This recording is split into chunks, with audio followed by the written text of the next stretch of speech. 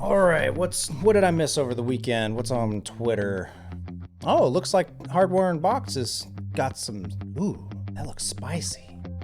Oh yeah. Wow, now Linus is into it. Oh wow, we gotta talk about this.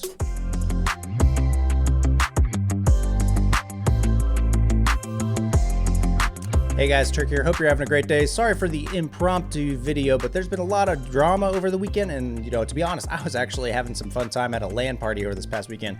But if y'all haven't been caught up to speed, Hardware Unboxed basically came under fire, or rather are now bringing the fire to Nvidia.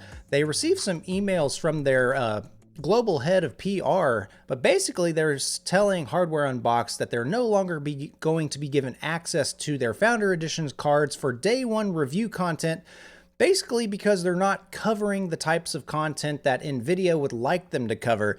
And unfortunately, the way they said it, it just came off really authoritarian. We don't like that here on the YouTubes. As a content creator myself, I like to be able to say what I want to say, but unfortunately, there's two sides to the story, and I think a lot of people are putting a lot of undue pressure on Nvidia. So today I wanted to cover some of these topics just to give you guys some of my impressions on the entire thing, and what's the problem with influencers in general. So let's talk about the emails first. So right out of the gate, Nvidia sends a pretty official and pretty political email to Hardware Unboxed stating that they are unfortunately not wanting to supply them with graphics cards anymore for day one content, mainly because Hardware Unboxed is just not focusing on some of the primary sales features for these graphics cards, particularly ray tracing.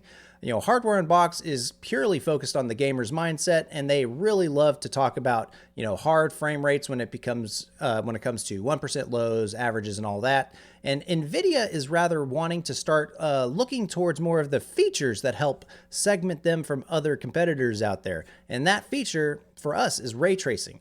Now, as you go through the email, we do see that they're starting to try to put Hardware Unboxed into a corner, saying that, Nvidia, the industry, as well as gamers are really starting to embrace these technologies. And they are kind of right on one hand, and on the other hand, they're not. If you go and look at the Steam hardware user index, people are still using really old graphics cards and likely aren't even touching ray tracing capabilities. But on the other hand, the industry is going towards RTX and ray tracing. You've got all of the next gen consoles having ray tracing. You've got all of the next generation GPUs from AMD and Nvidia. And then also you've got all this other developer support that's coming in, Unreal Engine 5, CryEngine. There's all sorts of other, industry support. So it's like Nvidia is correct that ray tracing is a huge factor going forward, but unfortunately it's just not something that has caught mainstream. So as they go through the email, it really is pretty stark. It's almost like they're trying to put Hardware Unboxed into a corner and sounding very authoritarian, almost like wanting to demand that they get extra coverage. And in order to get graphics cards, you got to cover our content. And if you read the email just like that, it does sound pretty negative. But let's put our perspective back on Nvidia's shoulders. Now, pardon how they phrased the entire email, but as a business, they have the right to provide graphics cards for people to review based on what they want to be covered. In a perfect world, sure, Nvidia would give everyone they could an access to these graphics cards in order to get evaluated. But guys, we're in 2020. Hardware is hard to get. Supplies are very low. There's even shipping containers that are tipping off in the Pacific Ocean. So it's like getting these graphics cards is very difficult to begin with. And more than likely, marketing teams are not being given a lot of units to be handed out to anybody. So from Nvidia's perspective, they're really trying to optimize their unit quantity against exposure quantity. Now, in previous releases, they would give out graphics cards and they would have pretty much everyone focusing on raw rasterization performance. But it's like now that they're trying to get more word out on the DXR and the ray tracing components, they're really wanting to start getting influence and some screen time with those features. And this email is the unfortunate aftermath of that marketing desire. And unfortunately for Nvidia, the way they worded the email is just completely out of the norm and is almost, outright offensive to the media outlet. And I do definitely feel for Hardware Unboxed, but I also feel for Nvidia because they have limited resources. They're trying to make the best bang for their buck. And, if one outlet's not giving them the right kind of exposure, they should just be giving the graphics cards to other outlets that could be giving them that exposure. So before we watch the rest of this video, definitely go and watch the Hardware Unboxed response to the Nvidia stuff. I'll put a link up at the top right. That way you can actually go and see firsthand feedback from Steve towards Nvidia. It's kind of troubling to see how Steve is responding to Nvidia. They are in the right here in their response, but I do feel like they're having kind of a two-faced mentality when it comes to Nvidia. On the one hand, Steve has been very fortunate to be supported by a huge community. He's got a lot of subscribers. So he's trying to, preface everything and saying like, Nvidia, we don't need your day one graphics cards in order to do our content. We have the support of our team and all that other stuff. But on the other hand, at the end of the video, he's really glad that Nvidia actually walked back their statements and are going to be giving him day one content. So, it just seems really, I forget what the proper term is for that, but it just seems hypocritical to be condemning somebody for doing something and then getting what you're wanting out of it while still condemning them. That just seems really weird to me. Now, as a budding content creator, we've gotten a whole bunch of subscribers in the past month, special thanks to the GPU prediction videos, because I can't get these graphics cards. I don't get this kind of access to these companies. I've got some emails with some of the PR people at Nvidia, at AMD, all these other companies, but I don't get access to day one content. Now, if you're not familiar with how hardware reviews work, basically getting early access to hardware gets you into the door to the viewers that are looking for that day one content. This video is probably 3 days too late, so I'm probably not going to get a lot of views on it, and that's because the information is hot. It's new. Everybody's going to be looking for it, searching for it, and all that stuff. And over time, things are just going to taper off, and you're not going to get as much exposure to what you were trying to say. And not getting day one access to hardware is completely critical if you're going to be relevant in the review process. And, I'm glad that Steve and Hardware Unboxed have a huge community to support them. But in this particular instance, if they were relying solely on their community to get graphics cards, they might not have any GPU content for the past 2 months because you can't get those graphics cards. After watching the video from Steve, I wanted to see what some of the community was saying over the weekend, and as I went to Twitter, sure enough, one of the names that came to the top of the stack was from Linus Tech Tips and LTT. They're practically the biggest channel when it comes to PC hardware reviews here on YouTube, and they came to Hardware Unboxed's defense in this specific instance, mainly because, Linus, as one of the biggest YouTubers out there, he has the strength and power to actually go and influence the way that some of these companies react. Because when you've got, 7 million plus subscribers on your channel, companies are dying to get their product onto your channel in order to get that exposure. And I still think that since he's in that specific position, he's losing his, connection with reality because everyone's trying to give him content. He knows that he can get the content and he can say practically whatever he wants and do whatever he wants because he's got that kind of stature in the community. For example, if you go and watch his Secret Shopper videos, he practically tells flat out to one of the biggest computer creating companies in the world that their stuff sucks. Granted, that is a pretty decent, pretty accurate representation of their desktop lineup, at least. Link at the top right to go watch that video.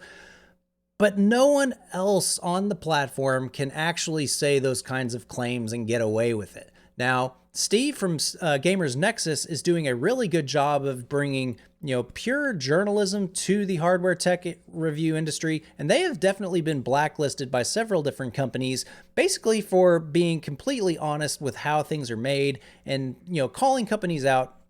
But you know what? He is comfortable with that position, and he is actually continued to stay in his stance for a lot of these different companies. So it's entirely possible to blacklist, a company from being reviewed on your channel, but it still has that impact of, can you get content out for your audience that is important going forward to keep your channel alive? And this brings up the circle of life when it comes to being a content creator in general. On the one corner of the triangle, you've got your content itself. That's you, that's putting your voice onto the camera and putting it out onto the internet in order to get your opinions heard and to see if there's anyone out there that's willing to listen to what you say. And then at the base of that circle of life is going to be your actual community. These are your subscribers, your followers, the people that regularly come to your content and are actually looking to see what you have to say about different things. But unfortunately here, you've also got the content itself. For many people here on YouTube, that could be, lifestyle stuff, lifestyle events. But for our discussions here today, it is the hardware and technology itself. Now, as a content creator, your job is to get your thoughts and opinions out there. And unfortunately, with the Google algorithm and the internet in general, having access to day one content or the latest scoop or the hottest takes, that's going to help propel your content forward in order to grow your base, which, it all feeds off of itself. If you've got great content, your base is going to grow. And then, of course, people are going to want to send you content. But on the other hand, if you don't have any of these corners of the triangle, your channel is going to suffer. Now, what's happening here in this particular instance is Nvidia is wanting the type of content that they're getting reviewed to be showcased on a particular content creator's channel. Now, what unfortunately is happening here is the content creator is not a fan or is not particularly interested in that particular component, and his base is also not interested in that kind of content. So Nvidia in this instance is wanting to actually bring their content elsewhere. There's plenty of other content creators that are really wanting to step out into the mainstream and cover some of this cool stuff. So Nvidia is basically just saying, hey, I want to go and look at another type of channel in order to get my content out there. And, Steve and his community, they're welcome to try and get other content. And I think what's best here is that Steve just stops looking at Nvidia stuff. If your community and stuff continues to grow and your content is still relevant, Nvidia is going to come back. They're going to change their attitude. But that's not because you keep shunning Nvidia. That's because your content's awesome and your community appreciates that content. Because at the end of the day, PR is all about getting exposure, and it's all about getting the right types of people looking at your stuff. And unfortunately for this situation, Nvidia just really handled it incorrectly. If I was Nvidia, I would have said, hey, is there a way we can set up a meeting so that we can probably float some new ideas to you, or maybe sponsor some content pieces covering some of our particular things?